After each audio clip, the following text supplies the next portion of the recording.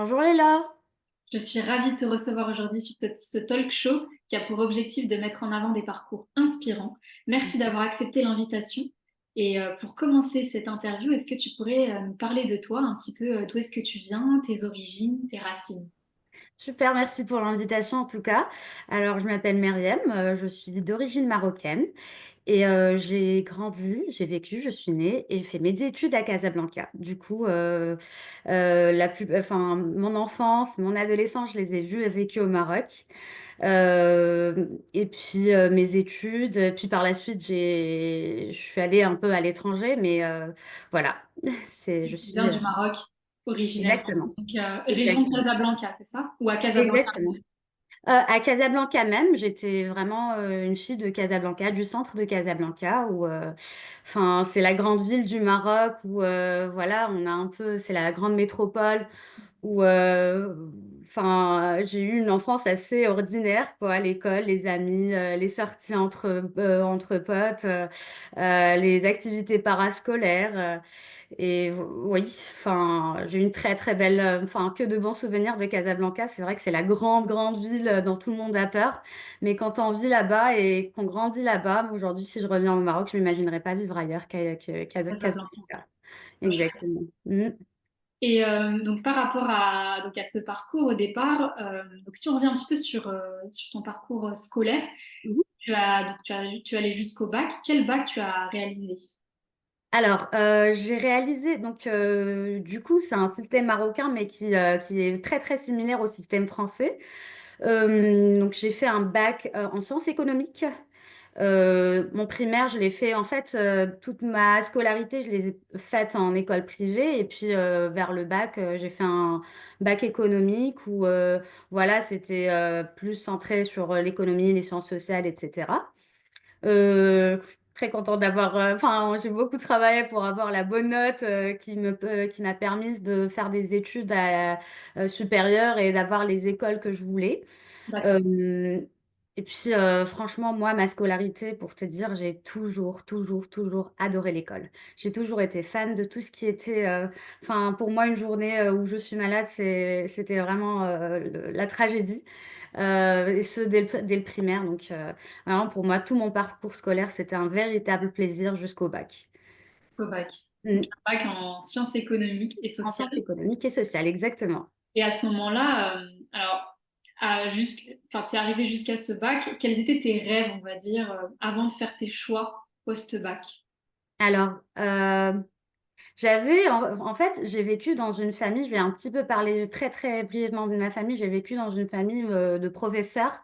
Donc, bon, c'est vrai qu'à la maison, mon père est professeur d'histoire géo, ma mère est professeure de psychologie. Et donc, c'est vrai qu'à la maison, on avait beaucoup des conversations autour des sciences sociales, autour de la politique, autour de beaucoup de choses. Et puis, moi, dès le début, je savais que c'était plus vers ces sujets-là que je voulais un peu, que je voulais aller. Donc moi, mes rêves, c'était de faire Sciences Po ou de faire euh, bon, économie, je vais dire que c'était la grande porte enfin, qui après, avec un peu plus d'informations, j'ai réalisé que ça m'ouvrait beaucoup plus d'options et de portes. Mais c'est vrai que mon rêve, vraiment, vraiment très tôt, c'était de faire Sciences Po. Et bizarrement, c'était de travailler sur l'éducation des générations, vu que mes parents étaient professeurs. Et enfin, j'avais cet amour pour le système éducatif et sur l'impact que ça avait sur moi. Et enfin, toute la curiosité que ça te donne et toute enfin, ouais, ouais, donc c'était ça. Et puis aussi à côté, euh, j'avais développé un grand amour pour le Japon. Enfin, par hasard, j'ai découvert cette culture. Par hasard, j'ai trouvé des cours de japonais. Et puis, je me suis inscrite à ces cours au début, enfin, à Casablanca. J'avais même pas l'accord de mes parents pour aller les faire parce que c'était un peu dans un quartier populaire. Mes parents n'avaient pas forcément le temps de faire les allers-retours pour m'y emmener. Et donc, j'ai trouvé les mercredis après-midi, je savais que j'allais prendre un bus et aller vers ces cours. Et c'est vrai que je l'ai caché pendant un petit moment jusqu'à ce que je tarde un jour à rentrer et que mes parents soient rentrés et qu'ils ne m'aient pas trouvée. Et puis j'ai expliqué que voilà, je vais aller à des cours de japonais. Et puis par la suite, ça a été vraiment mon deuxième rêve aussi, c'était d'aller euh, faire des études ou travailler là-bas, de vivre un peu au Japon. Et c'est ce qui a fait que j'ai vraiment, vraiment persévéré sur la langue japonaise. J'en ai fait aussi un objectif de pouvoir parler couramment. Et moi, franchement, ce qui m'avait fasciné aussi, c'était l'éthique euh, que représentait cette culture, les règles, etc. C'est quelque chose que j'aimais beaucoup très, très tôt dans ma vie. Et donc, c'était on va dire que pour au topo, c'était sciences politiques et peut-être aller peut-être un jour vivre ou travailler au Japon. Et comment tu avais découvert le Japon juste sur ce rêve-là en particulier? Est-ce que t'étais une dévoreuse de manga ou Oh non, du coup, c'est pas aussi. Non, c'est pas ça. C'est ridicule, mais bon, j'ai commencé tôt, donc je peux leur raconter l'histoire. C'était bon, ma meilleure amie, on a commencé à regarder une série japonaise et bon, ça a commencé comme ça. Donc c'était des adolescents, les dramas, on appelait ça. Et puis c'était la langue, ça m'a fascinée. La langue, elle m'a juste les sons, c'est rentré comme ça et puis ça m'avait fascinée. Et bon, elle, ça s'est arrêté là. Pour moi, en fait, enfin, c'était une certaine énergie autour de ces personnages, etc. Je me suis dit, ah, c'est sympa. Je vais regarder plus de choses. Je regardais des documentaires, j'ai regardé des séries. Enfin, après, je connaissais les animations Ghibli, donc ça, j'aimais aussi beaucoup. Et puis, la culture, franchement, la culture, je l'ai connue à travers beaucoup, beaucoup de documentaires et beaucoup de films. Et dans la maison, on est beaucoup cinéphiles. Et puis, j'ai commencé à regarder énormément, énormément de films. Et l'esthétique et la finesse de la culture japonaise, comment c'est raffiné, ça m'avait marqué. Et je me suis demandé, pour être inspirée comme ça, il faut vivre dans un super, super beau pays. Et donc, c'est comme ça que ça a commencé, un amour comme ça. Oh, Mm. wow, incroyable. Donc, au bac, donc à cet âge-là, à peu près quoi, 18 ans? Là, c'était vraiment vers plus 14 ans, Ah oui, donc déjà presque même 14 avant. ans, oui. Et du coup, au bac, bon, le bac, il faut se concentrer sur ses études. Donc, j'avais un peu mis ça de côté. Et Mhm. donc, au bac, je me suis plus concentrée sur avoir un bac et une bonne note. Mm. Et tu as eu donc ton bac en sciences économiques et sociales. Et quels ont été tes choix à ce moment-là? Alors, à ce moment-là, je suis... Bon, vu que les choix étaient un peu quand même limités parce que je pouvais pas aller faire médecine, etc. À ce moment-là, j'avais postulé que pour des écoles de... Non, pour Sciences Po en France. Et j'avais postulé, donc c'était Campus France, c'était une sorte de processus assez compliqué où on postule à travers une plateforme et puis après on choisit les écoles. Et puis j'avais postulé pour Sciences Po au Maroc. Il y avait de nouvelles écoles et puis juste à côté j'ai mis l'école nationale de commerce et de gestion qui est une très très grande école de commerce au Maroc. C'est une école très très réputée où les seuils d'entrée sont très hauts. Donc j'avais postulé juste pour me dire, voilà, ça c'est ma porte, c'est l'autre porte. Et finalement, bon, Campus France, il y a eu un petit souci sur enfin, sur les candidatures. J'avais pas envoyé mon dossier à temps. Bon, petit quiproquo entre moi et mes parents. Donc ça s'est pas fait. J'ai quand même passé tout ce qui était Sciences Po au Maroc. J'avais eu les écoles. J'avais aussi postulé pour des études supérieures au Japon. J'ai eu un petit accident juste avant l'examen d'entrée, donc j'ai pas pu aller à Rabat, qui est la capitale pour passer mon examen d'entrée, donc j'ai pas pu le faire, ce qui est une bonne chose finalement. Et puis donc j'ai eu les examens, enfin les écoles de Sciences Po, et puis j'ai eu l'école de commerce qui s'appelle l'ENCG à Cétane, dans une petite ville à côté de Casablanca. Ok. Et bon, là, ça a été le choix de... Bon, les parents, ils me disaient, bon, écoute, Sciences Po va faire plutôt l'école de commerce. Les gens rêvent de faire cette école, tandis que les écoles Sciences Po enfin, auxquelles j'avais postulé étaient plus des universités privées, un peu moins cotées. On savait pas ce que ça allait donner. C'était des nouvelles écoles qui ouvraient au Maroc à l'époque. Et donc, bon, j'ai fait le choix d'écouter mes parents. et d'aller vers l'école de commerce. Super. Donc, tu Oui, as commencé à l'ENCG à CETA. à cette date. Oui, exactement, c'est ça. Euh, très... Du coup, c'était mes premières années toute seule. J'ai pris un appartement. J'ai vécu toute seule pendant 5 ans. Bon, je vais dire 6 ans. Euh, c'était dur de s'adapter à ça parce que, bon, venant de Casablanca, c'est un peu une grande ville avec mes copines, avec tout le monde. De venir et de vivre dans une petite ville où il y avait pas grand-chose à faire, beaucoup d'étudiants. Et puis, il fallait s'adapter au système universitaire. Fallait aussi que je me dise, bon, c'était pas forcément ce que je voulais, mais j'ai fait le choix de le faire. Euh, J'étais un peu frustrée au début, mais à force, j'ai trouvé une raison de me dire, écoute, c'est que le début, en fait, c'est qu'une école. Après, j'ai compris que la vie, en fait, c'est beaucoup de parcours et qui peuvent déboucher sur là où on a envie d'aller au final. Ça doit pas forcément être 1 + 1 = 2, c'est beaucoup de façons de compter jusqu'à 2. Et là, je l'ai appris petit à petit en acceptant que aujourd'hui je suis là, mais si je veux arriver là-bas demain, c'est toujours possible. Mm. C'est bien de le rappeler, pour ceux qui nous Ouais, regardent. exactement. Donc, tu as fait 6 ans, tu disais, donc tu as 2 années de bachelor, si je ne me trompe pas, et 3 années de master. Et alors, j'ai 3 années de bachelor et 2 années de master. Mhm. Et j'ai eu une année, en fait, c'était une année où j'avais fait une petite pause de séjour où je suis partie justement au Japon faire un stage de 3 mois. Donc j'ai fait le choix de faire qu'un seul semestre et de laisser de l'autre semestre à l'année d'après parce que vraiment j'avais trouvé une opportunité d'aller passer les 3 mois de stage au Japon. Donc c'était tout, enfin, tout décidé et puis ça faisait la cassure parce que au final je me disais faire 5 ans d'études et puis se retrouver sur le marché du travail. Et puis, enfin, à l'époque, c'était pas comme aujourd'hui où où tout le monde fait ses années blanches. Enfin, à l'époque, c'était vraiment la machine du travail et du temps. On étudie, on travaille, on fait vite, on prend et ça me faisait vraiment, vraiment peur.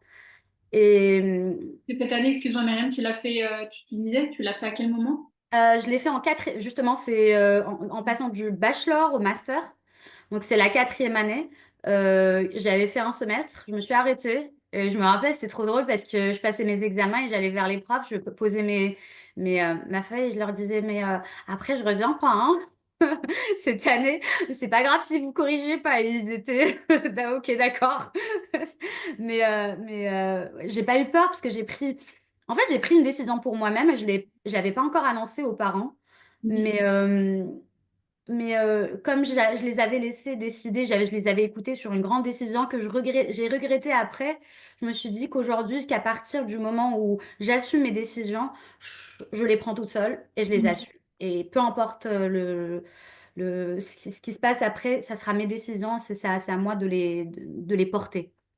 Et du coup, si on revient un petit peu sur le NCG, c'était quoi les cours que tu avais, Alors, enfin, de façon assez, pas dans le détail, hein, je veux dire, en gros, quels sont les cours qu'on a dans une école pareille? d'accord. Bon, c'est un parcours école de commerce très, très, très classique, où on a D'accord. des cours de tout ce qui est marketing, commerce, logistique, tout ce qui est aussi finance, comptabilité.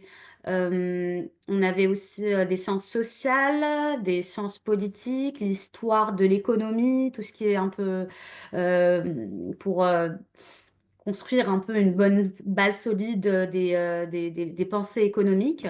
Et on avait les 3 langues arabes, des cours d'arabe, des cours d'anglais et des cours d'espagnol. Espagnol que je n'ai jamais réussi à, à enregistrer. Mais on avait ça. Donc, en fait, c'était vraiment, vraiment, vraiment un parcours très dense, très complet et où on n'avait pas vraiment le droit à l'erreur. C'était des notes, c'était vraiment, on pouvait, on avait droit à 3 absences toute l'année, sinon on refaisait l'année. Ils étaient très, très, très, très stricts. Et au fil des ans, première, deuxième, troisième année, donc on était une bande de copines et chaque année on voyait enfin, on voyait en fait, c'était comme un concours en fait. On voyait des gens retaper, des gens partir et ça se faisait c'était très brutal parce que à la base, on était tous des étudiants qui avaient de très bonnes notes pour accéder à cette école. Donc c'était brutal surtout pour quelqu'un qui vient du lycée, qui a toujours eu de bonnes notes. Hmm. de se retrouver à refaire l'année. Et ça, je pense, notre première leçon d'adulte. Donc, voilà. Et puis, donc ça, c'était au bachelor. Et puis, au bachelor, on doit choisir entre la finance ou marketing ou logistique ou commerce international. Il faut savoir que c'est un réseau d'écoles. C'est comme Sciences Po un peu, c'est des écoles publiques et il y en a dans beaucoup d'autres villes. Il y a D'accord. des villes qui ont des spécialités, d'autres pas. Mhm. Donc celle à CETAT, elle était très très bien cotée. Donc eux, ils se concentraient plus sur le marketing et la finance. Et puis ils avaient une option logistique. Donc moi, j'ai choisi la finance. Et là, c'était virement total, complet vers la finance, les marchés, vers enfin, oui, tout ce qui était maths autour de la finance, tout ce qui était Oui. behavioral finance, tout ce qui était... et puis on avait des projets, on avait énormément, énormément de présentations chaque semaine.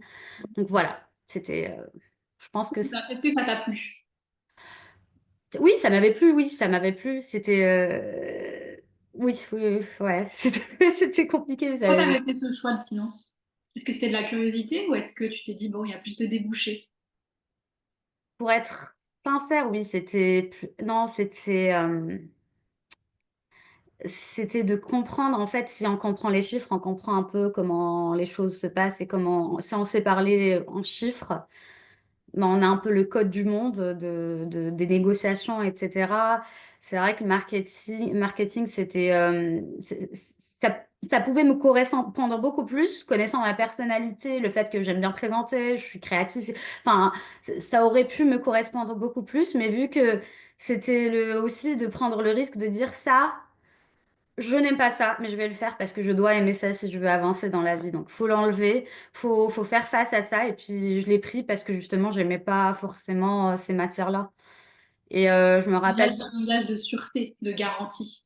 Oui, exactement. Mais vraiment qu'on me dise à chaque fois qu'on m'a dit que je pouvais pas faire quelque chose, ben je l'ai fait. Donc, c'est aussi, j'avais enfin, des copines, une copine surtout, qui me disait, mais non, fais pas finance.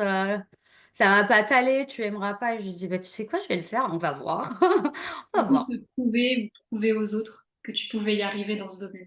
Oui, bah, c'était plus à moi, en fait, de me dire, attends, mais si j'ai cette lacune, c'est que je pars sur une béquille. Hmm. J'ai pas envie d'avoir cette béquille, donc je vais voir ce qui se passe, parce que je sais qu'au fond, quand on n'aime pas quelque chose, on l'évite et on lui donne jamais la chance, on donne jamais la chance à cette chose, en fait, d'explorer cette chose donc, ne pas aimer, c'est éviter, éviter, c'est ne pas aimer, donc j'ai essayé de casser ce cycle-là. D'accord, ok. Et donc, tu as fait 2 ans en finance, spécialité finance, c'est ça? Oui, oui, gestion financière. Donc voilà, gestion d'une entreprise. J'aurais pu finir après pour me spécialiser un peu plus sur une ou d'autres disciplines de la finance, mais après, c'était pas le choix que j'ai fait moi. Et avant de passer sur ta carrière professionnelle, tu parlais d'un stage entre ces deux intermédiaires, un stage de découverte au Japon. Oui, c'est ça. C'était un stage de découverte où j'ai travaillé pour En fait, ça n'avait rien à voir un peu. Ça n'avait pas grand-chose à voir, pas rien, mais ça n'avait pas grand-chose à voir avec mes études. Mhm. Donc, enfin, avec mes études de langue, j'ai connu des Japonais un peu qui m'ont un peu aiguillé vers une entreprise qui faisait de la localization. En fait, ils prenaient des sites web étrangers qu'ils adaptaient au Japon ou bien des sites web japonais qu'ils adaptaient au Japon. Donc, c'était des business qui voulaient s'implanter en ligne soit au Japon, soit des Japonais qui voulaient s'implanter ailleurs. Donc moi, j'ai travaillé en tant que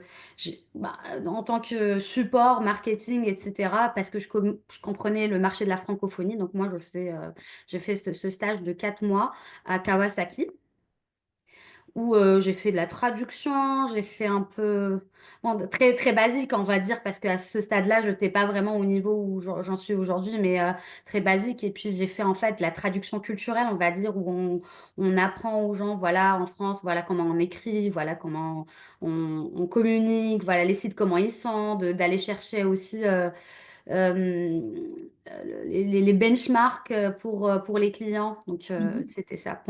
Mais c'était vraiment un stage de 4 mois. De 4 mois, que tu as fait entre le bachelor et le master, c'est ça? Exactement, oui, c'est ça. Et Oui. donc, quand tu as eu ton master, quel a été ton premier job? Mon premier job, du coup, alors, avant le master, il faut savoir qu'il y a cette période de stage de fin d'études, donc projet de fin d'études, qui est aussi un stage. Et ça, c'est le stage le plus important. Ça, c'est vraiment le stage obligatoire où on va sur le marché du travail. Et voilà, c'est aussi notre opportunité à nous de trouver notre premier emploi. Et donc, moi, dès le début, donc, faut le faire à partir de janvier. Moi, ce que j'avais fait, c'est que à partir de septembre, j'étais sur les sites en train de chercher un stage au Japon. Donc, Ce j'ai qu'on appelle cherché le pendant. PFE, hein, excuse-moi. Oui, exactement, le projet Le de fin fameux d'études. PFE qui Ouais. te permet de valider ton master. Exactement, c'est exactement ça. Et donc, moi, je me suis concentrée sur ça. Je sais que beaucoup de mes amis, enfin, chacun avait sa vision et c'était la stratégie qu'on avait, nous, pour le début de notre carrière. Il y en a qui sont plus allés vers des boîtes de conseil, d'audit, les Big Four. Donc, Oui. c'est là où on voyait un peu la direction de chacun d'entre nous, les banques, les assurances, etc. Moi, je me suis dit, bon, moi, ma direction, c'est vrai que j'ai jamais vraiment, vraiment, vraiment eu envie de travailler dans le domaine de la finance.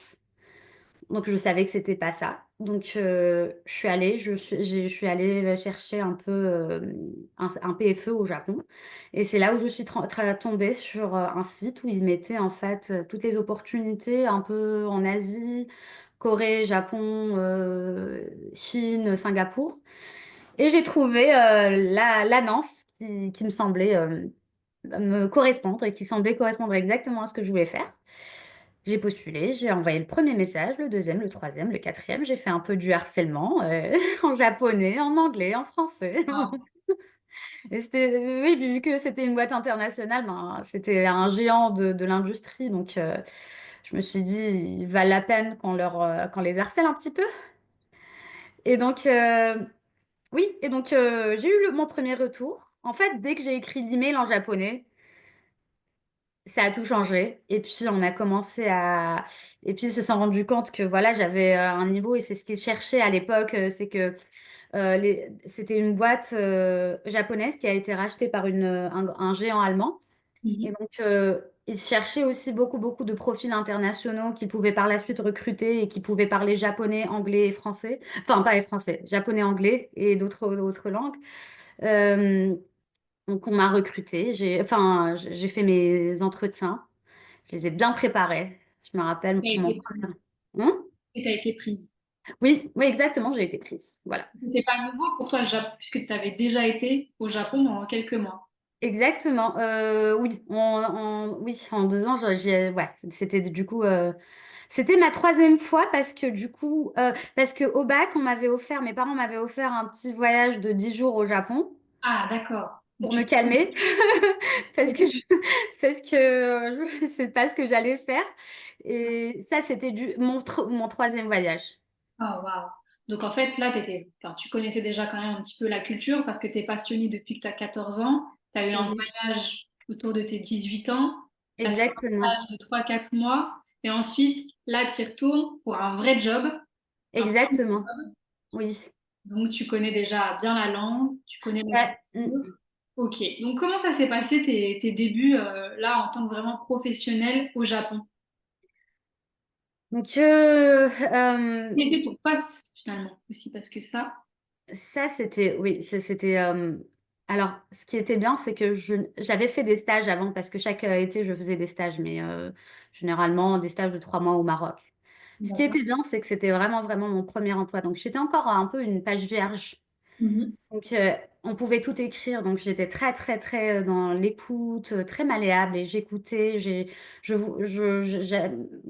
suis un peu perfectionniste. Ma hantise, c'est de pas bien faire les choses. Mhm. Ma hantise, c'est de pas écouter les gens, de pas savoir en fait, de pas savoir ce qu'ils cherchent pour que moi je puisse produire le résultat escompté, enfin qu'ils veulent. Mhm. Donc le premier jour où je devais aller voir, du coup arriver sur place, j'étais complètement mais tétanisée, perdue et en même temps tellement tellement excitée. me suis dit, oh, j'ouvre les portes de ce que je voulais en fait. C'est toutes ces personnes qui se s'en foutent de ma gueule parce que j'apprenais le japonais, surtout ma famille. Là, cette fois, je peux prendre ma vengeance. Ah oui, là, Pas dans là le cadre. ça avait eu du sens en plus, toutes les fois où mes sœurs, en fait, elles ont rigolé parce que j'écoutais des... Bon, en tout cas, j'étais là et je me disais, je n'y crois pas. Ça se Je vais concrétise. là-bas.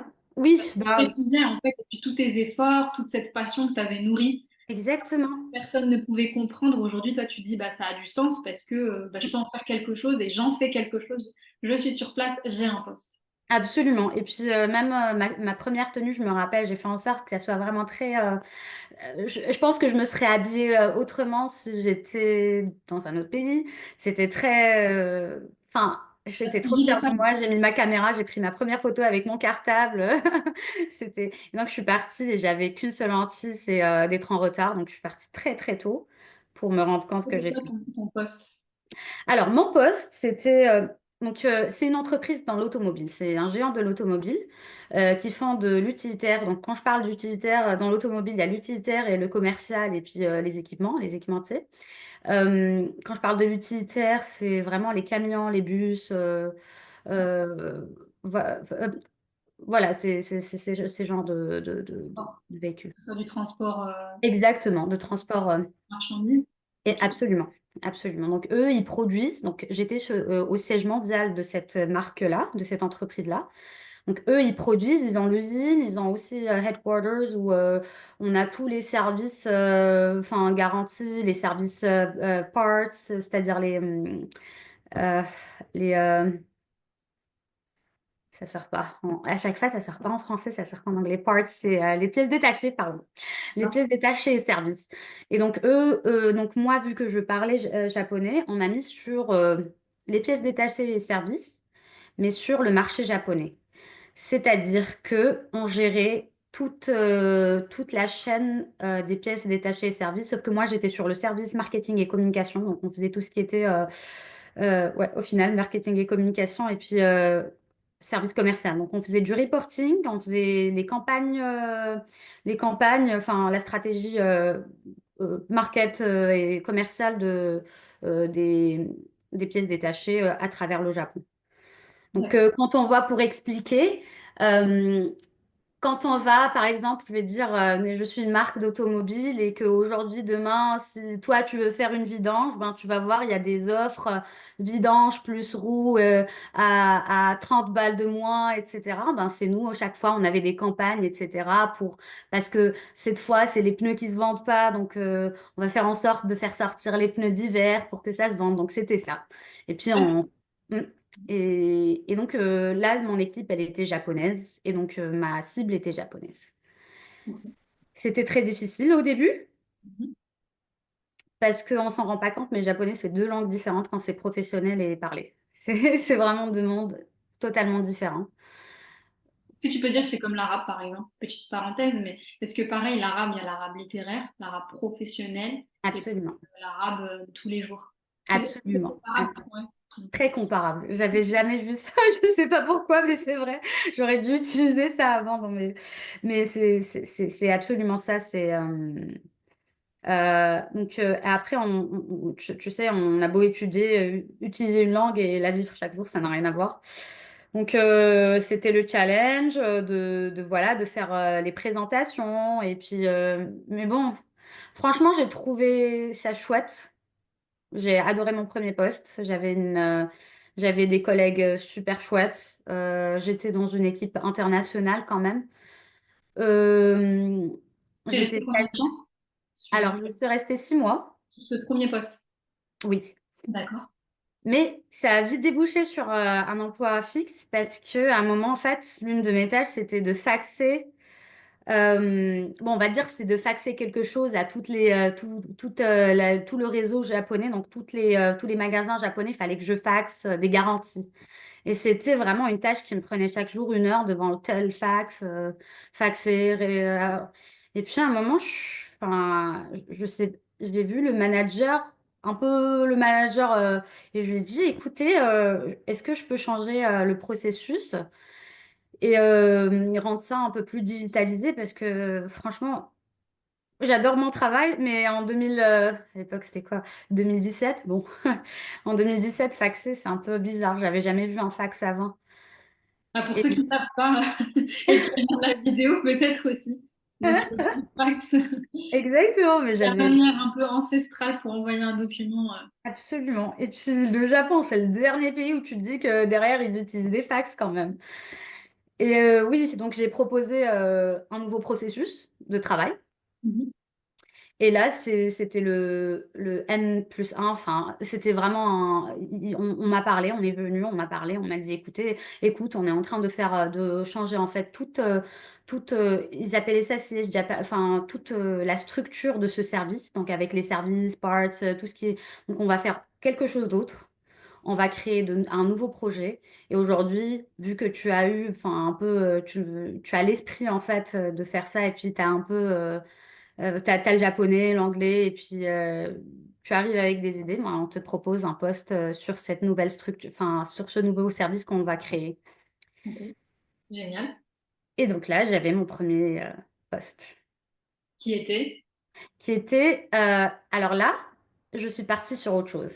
Là, vu que ces Allemands, ils ont racheté les Japonais, ben, ils devaient en fait refaire une refonte de tout le réseau pour que les processus soient plus updated, pour que les gens soient plus efficaces, pour que le réseau puisse ramener plus d'argent. Donc il y avait une grande parce que en fait il y avait le réseau de points de De vente. ouais, de vente, il n'était pas rentable en fait, et c'est pour ça qu'ils ont été, enfin, c'était une entreprise en difficulté quand ils ont racheté cette entreprise. Donc l'objectif, c'était vraiment, vraiment de tout, de faire un peu cette étude d'efficacité, de voir ce qui marche pas. Et donc on est parti, là, je suis partie sur, on appelait ça Service Excellence Team, c'est-à-dire c'est une team qui se concentre sur le user experience, en fait, qui voit plein de petits trucs. On cartographie les processus, on voit ce qui marche pas, on essaie de trouver l'origine des problèmes et on essaie de l'appliquer sur tous les réseaux. C'était un grand projet avec de grandes démarches. Et donc, c'est là où je suis devenue Process Business Analyst junior. J'avais mon projet à moi. Et Dans de l'amélioration continue. de l'amélioration continue, exactement. Et c'est là où vraiment j'ai été formée de A à Z à l'école japonaise du Lean, des 5S, euh, de un peu enfin, comment améliorer notre façon de faire et la rendre la plus efficace possible et moins énergivore pour être plus rentable. Mm. Wow. Je sais pas si ça a du sens, mais tu peux me poser des questions. En fait, c'est... C'est clair, c'est très clair. Tu Ok, disais que c'était une entreprise, à l'époque, c'est une entreprise japonaise qui avait été rachetée par les Allemands ou c'était l'inverse? exactement. Mm. Ah Mm. oui. Donc, il y avait un peu il y avait beaucoup, je vais pas dire un peu, mais c'est vraiment un peu, culturellement, c'était très difficile parce que les Japonais, bon, on connaît comment ils font ça très très bien, ils sont perfectionnistes, enfin, la qualité japonaise, et puis il y a aussi la qualité allemande. On Hmm, croirait que ça marcherait, que ça s'imbriquerait très bien, mais en fait, on a juste deux écoles qui font très bien les choses, chacune de leur manière, mais qui veulent pas en fait changer l'une pour l'autre. bien sûr, oui. Il faut Ouais. trouver une interface entre les deux. Exactement. Et je me suis souvent retrouvée au milieu de ça parce que mon rôle aussi en tant que personne, parce que du coup, mon manager, c'était un Indien, il parlait pas japonais du tout. Mon équipe, c'était que des Japonais. Et le réseau qu'on gérait, c'était que des réseaux de Japonais. Et sachant que moi, je suis une étrangère, je suis jeune et je suis pas japonaise du tout. Et je suis une femme. Et c'est un monde très masculin. Oui. Donc, pour les grandes réunions, c'était toujours moi quand on emmenait des réunions avec les managers de succursales, etc. J'étais vraiment on the front. À un moment, en fait, mon manager, il venait plus parce que il a compris que j'ai compris ce que je devais faire, mon travail. Et puis, le challenge, c'était que moi, en tant que jeune femme étrangère, que j'allais dire un ancien japonais qui a travaillé pendant des années sur son poste, bah tiens, on va changer la façon de faire les choses. Oui, Pas parce que tu sais pas le faire, mais parce que voilà, il est temps de changer. Et ça, c'était le challenge que moi, je puisse faire signer ces accords entre le headquarters et les succursales, de nous laisser faire ce travail avec eux. ouais, parce que du coup, c'est un petit peu de la diplomatie. Ça fait Absolument, un peu tes rêves de Sciences Po, d'une certaine manière. absolument. Et ouais, c'est vrai. Au final, oui. Et je me suis rendu compte que c'est qu'avec le sourire que ça passe. Sûr. Oui. Mm. Et donc, tu as eu ce poste, premier poste, évolution. Est-ce que tu as changé d'entreprise quand tu es resté au Japon ou Alors oui, entre-temps, j'ai changé parce que bon, il faut pas oublier qu'on travaille énormément. Après moi, j'aimais bien ça, mais c'était aussi des after work, c'était aussi suivre toute l'équipe le soir jusqu'à pas d'heure et puis se réveiller encore à 6 heures du matin. Je me déplaçais énormément, énormément. Et à l'époque, j'avais un partenaire. euh, et donc, à l'époque, je m'étais mariée la dernière année où j'ai travaillé. Donc, je suis restée après 3 ans et demi, quatre. Je m'étais mariée vers la dernière année. Et puis, on voyait que, en fait, ça marchait pas du tout. Parce que j'étais jamais à la maison, en fait. hmm. Donc, on avait un rêve tous les deux, à moi et à mon ex-conjoint, d'aller vivre dans la campagne japonaise. Et lui, en fait, il voulait vraiment ça. Moi aussi, je me suis dit, attends, mais je suis en train un peu de... Je suis trop jeune pour passer toute ma vie en corporate, corporate, corporate comme ça. Hmm.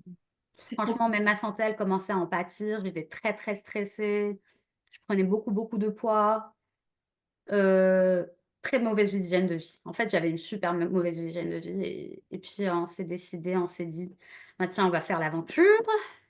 Et on s'est installé à un petit patelin qui s'appelle Karuizawa. Vraiment, c'était dans la forêt.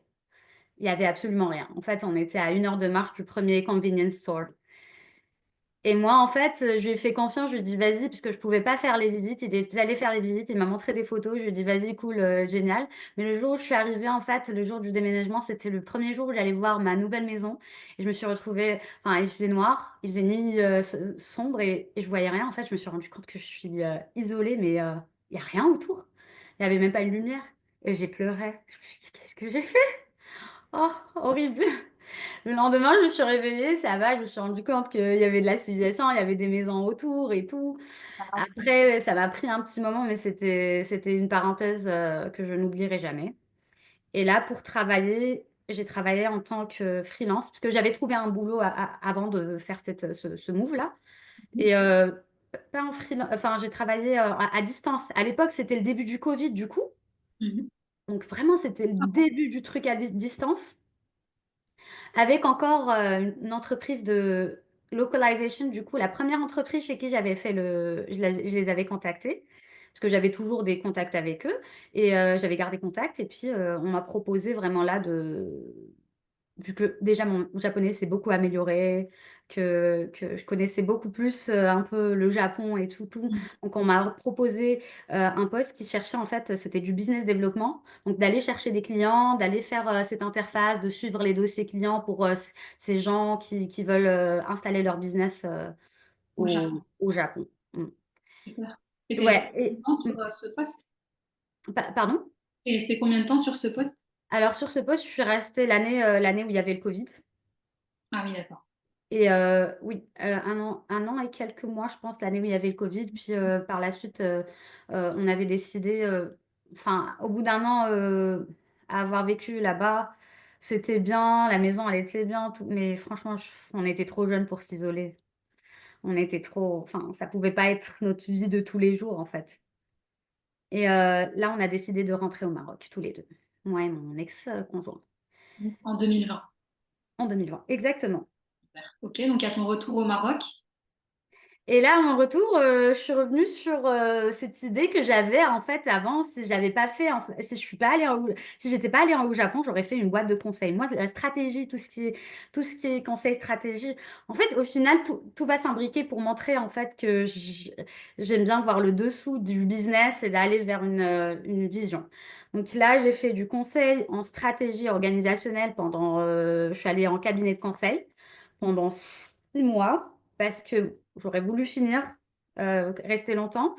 Mais entre-temps, on m'a débauchée parce que justement, il y a quelqu'un qui voulait, de par mon expérience dans le secteur automobile, Il y avait quelqu'un qui voulait ouvrir des succursales, une nouvelle, enfin, ouvrir une concession dans une ville au Maroc. Et on m'a donné les clés de cette concession. Et puis cette aventure, je pouvais pas la refuser. Donc je devais tout faire, gérer la concession, mettre les fondations de ce. Ils ont racheté quelque chose d'existant, donc adapter encore une fois les processus, revenir avec de nouveaux business process, gérer l'équipe, gérer le changement, leur faire accepter des choses qu'ils n'étaient pas forcément prêts à accepter. Et puis il y avait toute la démarche commerciale où on avait des targets chaque mois qu'on devait atteindre. Je gérais donc l'atelier, les ventes, la logistique et Waouh. Donc très ouais, disciplinaire. Finalement, ça vient imbriquer tout ce que tu as pu faire, apprendre absolument. Oui. juste avant, dans ton parcours Mmh. professionnel et scolaire. Oui, puis je devais être aussi commerciale et puis, faut pas oublier que, tu sais, au début, j'étais, au Japon. Après, je viens dans cette ville. C'est un patelin qui a beaucoup, beaucoup, beaucoup, beaucoup d'argent, mais c'est un petit patelin au Maroc. On va pas donc Hmm. aujourd'hui, enfin, en arrivant là-bas, c'est vrai que je suis arrivée avec ces dé au 1er jour, toujours ce truc disciplinaire du Japon, il faut mettre la cravate et à une semaine après, je leur ai dit: «Écoutez, oubliez tout ça, on va s'adapter au marché ici parce que c'est très rural. Faut qu'on s'adapte, faut que moi je m'adapte et que justement s'adapter, c'est pas d'arriver avec, voilà, c'est ça le standard de l'industrie, il faut faire ça. S'adapter, c'est vraiment de connaître sa clientèle et de se dire aujourd'hui: «Bah, monsieur X dans la région où je suis, il parle pas français, donc on oublie le français.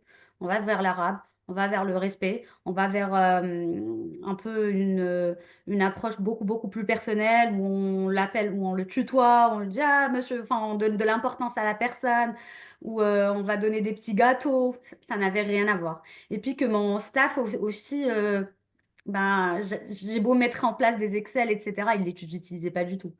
Le PC, c'était, niet. Donc on a dû, concocter quelque chose. Mmh. Finalement, tu as fait preuve de réadaptation et Il le c'est faut. aussi ce qui t'a appris. Mmh. Et finalement, je pense que de tout ça, c'était la leçon et c'était un peu ma force. Je pense que ma force pendant tout ce parcours et jusqu'à aujourd'hui, c'est de pouvoir m'adapter à ce qu'on me présente et je regarde jamais derrière pour me dire: «Ah, c'était bien avant. Ah, mais là, on faisait comme ça. En fait, là, on est là». J'ai un core, une vision, j'ai enfin une éthique et je dois l'adapter à chaque fois. Bien sûr, Mmh. trop bien. Et donc, tu es restée sur ce poste pendant combien de temps? Du coup, Bien donc 2 ans, 3 ans. je perds les années, c'est incroyable. Ce Donc que je j'ai suis vu sur restée ton LinkedIn, c'était quand même de 2021 à 2023, General exactement, Manager.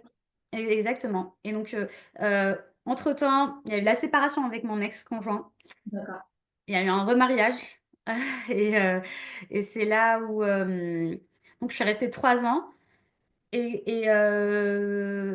Après mon deuxième mariage, mon mari, en fait, il a eu une offre d'emploi, en Suisse et c'est en venant, c'était juste vraiment juste après, le jour de la cérémonie, le lendemain, il a eu une offre d'emploi et il a fait les entretiens et cetera. Bon, moi à côté, j'avais mon poste, j'étais sur mes projets, je suis passée au business développement avec cette même entreprise, à gérer en fait des projets un peu plus grands, avoir, l'implémentation parce que ces investisseurs, ils voulaient, avoir des concessions de voitures électriques avec de gros investisseurs. Donc on a mis en place en fait, on avait de gros projets. Ça a évolué très, très vite en fait. Tout en gérant vraiment, on a eu de gros investisseurs qui voulaient évoluer vite, donc j'essaie un peu de faire, la chose avec, d'accompagner et puis quand il a eu le poste, en fait, je m'y attendais pas du tout, on s'y attendait pas et on a fait le choix de venir et donc ça a dû être, quelqu'un qui sacrifie, en fait, sa carrière.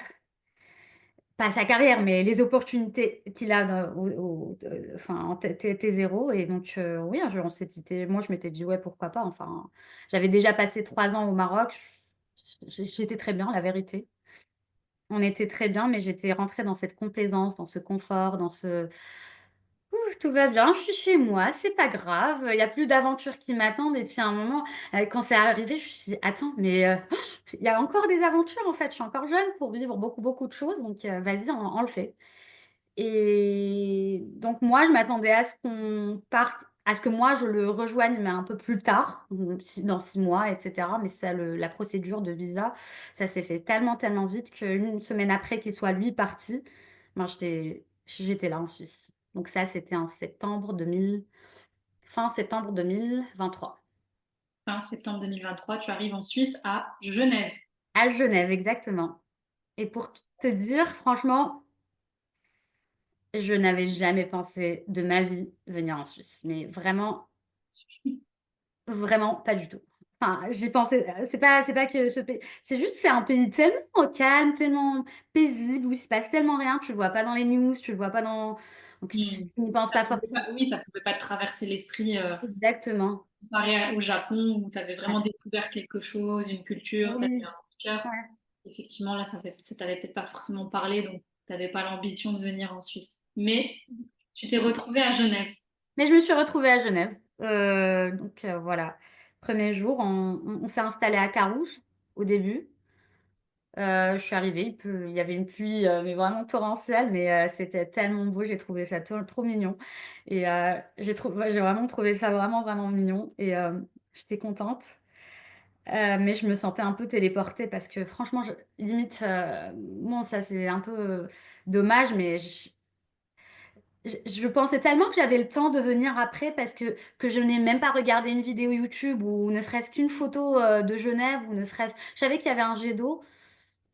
J'ai beaucoup voyagé en Europe, enfin, quand j'étais un peu plus jeune, j'ai beaucoup voyagé en Asie, mais je sais pas, la Suisse, en fait, c'est juste, je Donc, sais pas, c'est pas- c'est passé comme ça et donc je savais pas du tout où j'allais et donc on arrive, le lendemain, je fais mon premier tour à Genève et 1re chose que je fais, je compare par rapport à mon expérience que j'avais, à Tokyo et Hmm. je trouve que c'est petit par rapport je dis: «Mais c'est tout?» Donc on a fait le tour, Bel Air, le centre-ville, et cetera. Et en une journée, en fait, j'avais tout vu du centre de Genève et je lui dis: «Mais attends, mais c'est tout?» Il me dit: «Oui». «Oh, d'accord. Mais le lac, il prend trop de place, c'est trop, trop beau quand même» et donc c'est là où, heu, je me suis sentie vraiment téléportée dans ce monde, I didn't belong, on va dire. Je me suis pas sen je j'appartenais à rien, en fait. Ça s'est fait tellement vite que tu n'as pas eu le temps de... Oui, pas du tout, Non. pas du tout. Tu as été projetée. Mmh. J'ai même pas eu le temps en fait de bien démissionner. Du coup, j'ai gardé quand même, quelques mois en fait, je suis restée jusqu'en décembre dans mes fonctions, Hmm. à accompagner parce que j'avais déjà commencé un projet assez gros, donc à accompagner, mon entreprise pour clôturer beaucoup de choses. Donc moi, c'est ce que je leur avais dit: «Moi, tant que vous avez besoin de moi, je travaille avec vous. Bon, c'est pas ça sera pas pour le salaire vu qu'en Suisse, c'est pas du tout le même niveau de vie, mais je suis là pour, vous accompagner tant que ouais, c'est» donc voilà, Et mmh. donc, quand tu arrives en Suisse, alors maintenant, tu termines petit à petit ta mission, tu as soutenu ton dernier employeur, mais il est temps pour toi de te projeter. Comment tu fais? Qu'est-ce qui se passe? Quelles sont tes idées, tes projets, tes envies, tes aspirations? Alors, déjà, de 1er réflexe, on se met sur internet, il faut chercher du boulot. Parce que l'idée, c'était pas du tout que je puisse, ne pas travailler. Heureusement, j'avais, mon permis me permettait, de travailler immédiatement. Donc, c'était premièrement de chercher un appartement parce que là, c'était enfin, un appartement de transition à Carouge. Donc premièrement, trouver un appartement et puis chercher du boulot. Donc, voilà, postuler, postuler, postuler, refaire son CV, postuler, regarder. Mais au début, franchement, j'étais pleine, pleine, pleine de confiance. C'était: ça va, je vais y aller, j'ai déjà» enfin, j'ai confiance en mes capacités, puis c'est juste, il faut les montrer sur un CV. Il faut que l'algorithme puisse lire, puisse, bien lire les choses et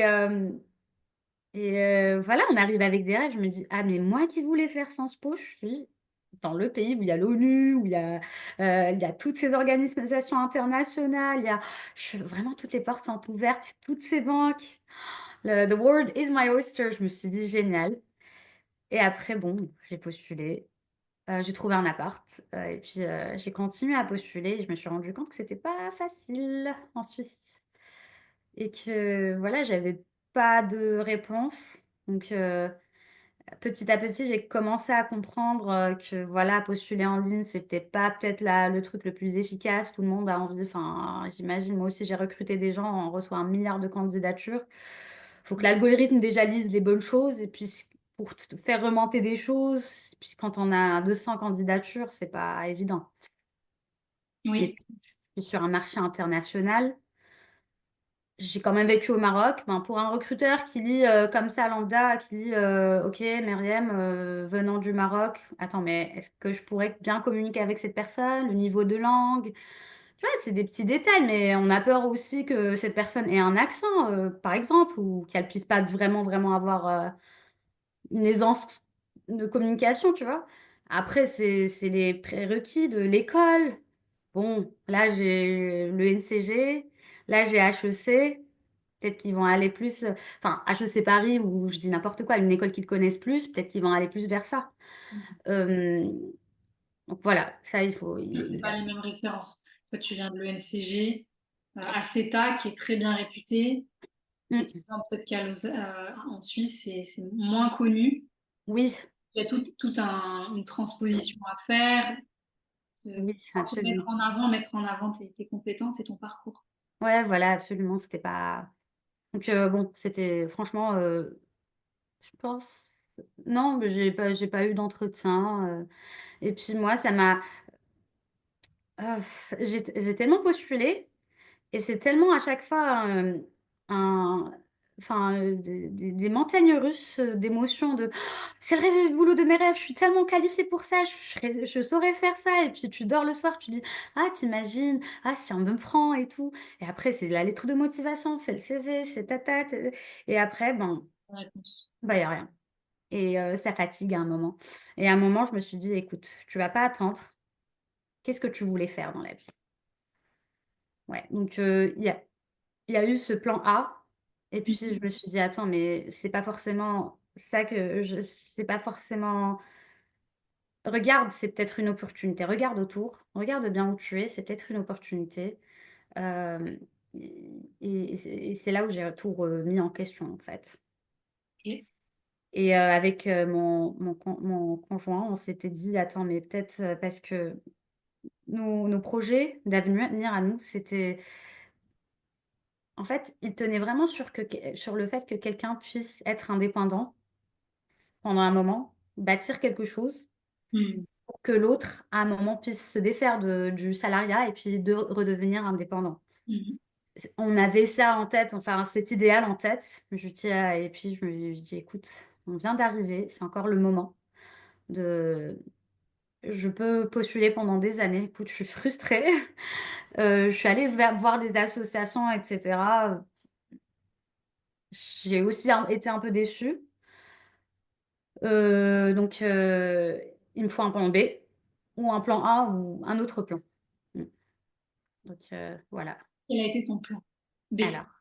ton autre plan? Alors, c'était. Pour dire la vérité, ça s'est pas fait. Vu que je trouve pas du travail, je vais faire ça. Non. C'est en même temps, en fait, nous, on s'est toujours assis autour de la table de dîner et avec nos idées. Euh, et imagine si je faisais ça. Ah, regarde ça, c'est super et tout. Et puis, un jour, j'avais des amis ici qui venaient nous visiter du Maroc. Et on parlait, et puis moi, le truc que je fais tout le temps, j'ai toujours des dates. J'adore ça, j'ai toujours eu ça. C'est quelque chose que je lis beaucoup, beaucoup, beaucoup euh, à l'amour de mes parents. À chaque fois qu'il y avait des examens, on m'a toujours donné des dates avant des examens, etc. Donc, bon, c'est culturel. J'en mange toujours, c'est mon petit encas. Et avec mon amie, en fait, on parlait et puis je lui ai dit, eh, écoute, les dates, franchement, c'est trop bien. Enfin, je sais pas, on parlait de ça. Et après, on connaissait, moi, je connaissais déjà en fait le concept de date fourrée, les dates fourrées. Je lui ai dit, mais attends, c'est dommage. Ah, elle m'avait ramené une petite boîte de dates fourrées. Et puis je lui ai dit, ah, c'est trop sucré, franchement, c'est dommage, il gâche un petit peu la date. Et après, je lui disais, tiens, j'ai jamais vu ça ici. Il y a le chocolat et tout. T'imagines si on mettait des dates, si je mettais des dates au chocolat, etc. On a commencé à juste rigoler comme ça. Et puis, c'est resté là. C'était une idée. Et bon, j'avais beaucoup de temps libre aussi parce que je travaillais pas. Et j'ai commencé à en faire. J'ai commencé à faire des petits trucs, des petites mignardises à base de dattes parce qu'il y a tellement de minéraux, enfin tellement de bonnes choses dans les dattes. Je me suis dit, ah, j'ai fait des cakes à base de dattes. J'ai commencé à un peu jouer avec ça. Et c'est là oui, c'est là où je me suis dit, attends, mais ça serait génial. En fait, je suis dans le pays du chocolat. Ça serait génial si je pouvais lancer une petite marque de dattes fourrées, enfin, une fusion entre le chocolat et la date et de pouvoir vendre ce produit ancestral du Maroc qui est vraiment, vraiment, vraiment, vraiment négligé aujourd'hui dans notre gastronomie. En Europe, en fait, si on n'a pas des origines un peu orientales, on va pas forcément consommer la date si ce n'est pas pour courir un marathon. Je pense Oui, si non, on c'est n'est pas pas dans forcément une démarche commun. healthy. Ouais, voilà, exactement. Maintenant, un peu plus pour les sportifs, parce que voilà, ils aiment bien remplacer le Oui, sucre. Mais c'est vrai que exactement. Mm. C'est pas commun. Et puis, comment elle est marketée, comment elle est vendue, comment on les voit. Enfin, c'est toujours négligé, c'est toujours dans une boîte transparente où on voit les dates, elles sont aplaties comme ça, pas tout. Enfin, c'est pas, on va dire, Ça les met pas en sexy. valeur. Ouais, exactement, ça les met pas en valeur. J'aime bien les dates. C'est vraiment, ça me rappelle l'amour de mes parents. Oui, Et en même temps, ça me rappelle mes racines. oui, Oui, je suis dans un nouveau pays, la Suisse, le pays du chocolat, et j'aimerais allier du coup ma nouvelle vie, ce nouveau pays qui me dans mes absolument, ouais. racines Ouais, et mon histoire. oui. Qu'est-ce que tu as créé, qu'est-ce que tu proposes aujourd'hui? Alors aujourd'hui, en fait, j'ai créé une marque enfin, qui s'appelle la Daterie Mélane. Mélane juste parce qu'on me pose cette question à chaque fois, pourquoi Mélane? C'est comme Hour. Moi, c'est Myriam. Elle a en Bali. Donc, M pour Myriam. Et c'est Mélane, ça donne Mélane, en fait. Mon petit prénom et mon nom un peu. Les débuts, le début de ton prénom et de ton nom. Exactement. Et la daterie, en fait, c'est pas un nom vraiment commun. C'est pas les gens qui vendent des dates, c'est pas une daterie. Mais moi, j'ai pensé à la daterie parce que ça vient c'est un dérivé de chocolaterie. C'est un dérivé de petite gâterie, mais pas. Enfin, et donc je me suis dit, ah, ça pourrait être sympa. Enfin, c'est dommage enfin, ça pourrait être sympa comme façon de décrire un endroit où on vend des produits à base de dates. Donc, le produit, en fait, l'idée, c'était pas de faire quelque chose de sucré. C'était d'abord l'idée, c'était premièrement le rayon de la confiserie chocolaterie. C'est toujours le même produit. On a du chocolat, on a du chocolat, on a des bonbons, et puis on a des petits trucs comme ça. Mais franchement, quand on veut offrir ou quand on arrive à la Saint-Valentin ou quand on veut, enfin, je me suis dit, ce produit, il a sa place. C'est un produit sucré, peut-être healthy, mais sucré, qui peut être super, super bien curated en fait, et super bien. Si on fait bien les recettes, c'est trop bon. En fait, on peut l'intégrer dans la confiserie-chocolaterie. Donc, j'ai commencé à créer des dattes fourrées et enrobées à base. Je m'inspire un peu de mon histoire à moi. Je fais des choses à base de matcha. Je m'inspire du fait que j'aime beaucoup tout ce qui est coconut à travers tout ce qui est fraîche avec du lemon, etc. Donc, de mes voyages en Asie, je me suis inspirée en fait de la culture aussi arabe avec des fourrages. À la fleur d'oranger, des fourrages. Donc, toutes ces inspirations ont fait que j'ai créé en fait une boîte de dattes, donc des variétés de dattes fourrées, où il y a zéro sucre ajouté, où c'est que des ingrédients naturels, où il n'y a pas de glucose, machin, E26, c'est tout fait artisanalement. J'ai fait en sorte que vraiment mes recettes aient le moins de sucre possible, vu que la date, elle est sucrée. Il faut qu'il y ait cet équilibre entre le fourrage et le feeling dans la bouche. Et j'ai utilisé les variétés de date, la variété de date la plus noble qui est Medjool. Et donc, c'est des grosses dates comme ça qui viennent avoir un fourrage, un chapeau ou un enrobage en chocolat en utilisant du chocolat d'ici de Suisse. Waouh, Je ne sais pas si ça parle, mais waouh. Et donc tout ça, tu fais aussi selon les périodes de l'année, si j'ai bien compris. Tu fais des choses pour quand il y a... absolument. Donc là, aujourd'hui, je suis en train de développer ma marque. Mhm. L'idée, c'est d'avoir en fait des classiques qui seront vendus tout au long de l'année. Là, je suis en train de voir en fait des partenariats pour pouvoir les distribuer. Euh, euh, et aussi, par exemple, pour Noël, on aura plus des dates themed, avec un thème Noël, avec du pain d'épices, enfin, des dérivés de pain d'épices, pas du pain d'épices, mais on pourra faire des choses de l'enrobage et à base de pain d'épices. Pas de pain d'épices, le goût de pain d'épices, les épices de Noël, voilà. Des choses de saison, comme pour l'été, des choses un peu plus fraîches, des glaces à base de dattes.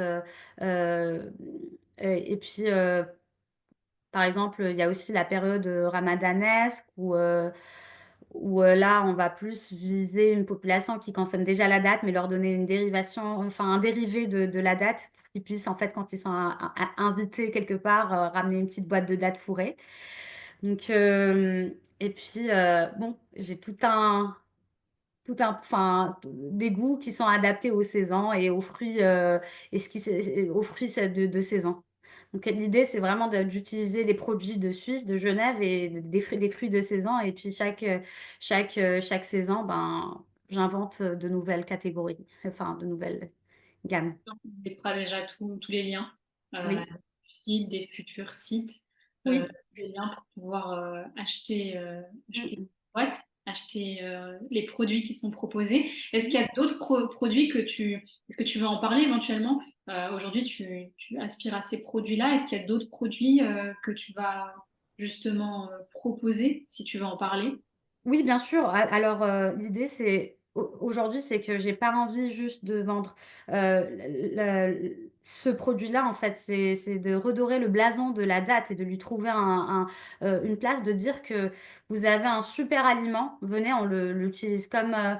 Enfin, il y a des années, je pense qu'on mangeait pas autant d'avocats et regardez, aujourd'hui, on peut pas penser à un brunch sans avocat. Enfin, donc. C'est pas un brunch. Ouais, exactement. Je pense que de plus en plus, par exemple, le matcha, des choses comme ça, en fait, je pense que de plus en plus, ça vient de la diversité du monde dans lequel on vit. On vient avec des choses de notre culture, de nos ancêtres, et on vient avec tout ce bagage très, très riche pour le présenter à une population qui ne le connaît pas. Donc, mon ambition, c'est de le faire. Donc, ça sera à travers aussi des produits, je suis en train de travailler sur des barres énergétiques à base de dattes. Mais en fait, l'idée, c'est que je travaille avec mon père sur une recette qu'on faisait pour le ramadan. Je ne sais pas si tu connais le selou. Non. Ah, bon, en fait, c'est une Ah sorte. oui, oui, je connais, pardon, je viens de comprendre. Oui. Oui, c'est une sorte de poudre en fait. Mhm. On a fait une recette hyper healthy où on a remplacé beaucoup d'ingrédients un peu plus moins healthy avec des graines, etc. Et puis d'incorporer la date dedans. Et donc ça, c'est un produit que je souhaiterais vendre comme poudre d'énergie. Euh, Ah, mais j'ai un petit nom pour ça. Donc, pour les sportifs, pour les gens qui ont subi, par exemple, les vieilles personnes qui ne peuvent pas vraiment manger des choses riches en, enfin, c'est très riche en nutriments. Donc, des gens qui ont subi des opérations. Donc, déjà, cette recette, on l'avait développée parce que ma mère, elle avait subi une opération de sleeve. Donc, elle pouvait pas beaucoup manger. Donc, on lui avait fait ça. Et avec deux, trois cuillères, en fait, ça l'a requinqué. Donc, l'idée, c'est d'avoir ce produit-là. Faire des cakes et de nouvelles recettes un peu plus dans le salé à base de dattes. Et puis, faire des glaces de dattes. Ça, c'est le projet pour l'été.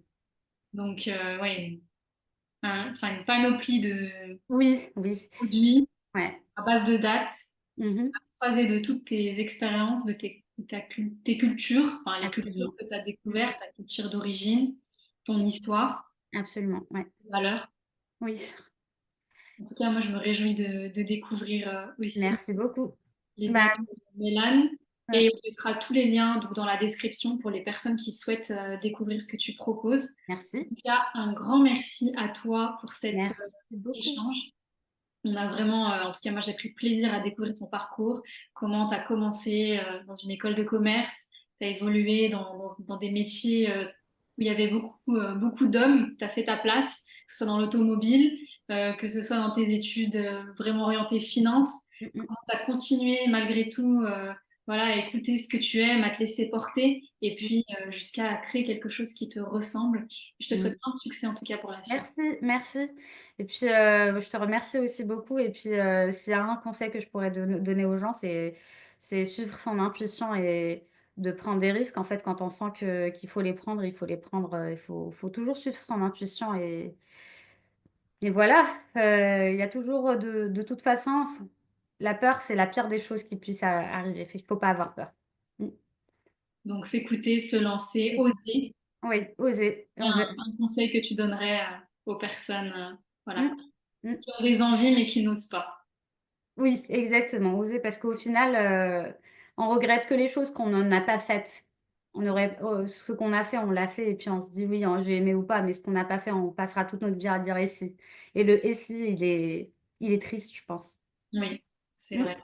OK. Mmh. Merci beaucoup, Myriam. Merci beaucoup, merci déjà.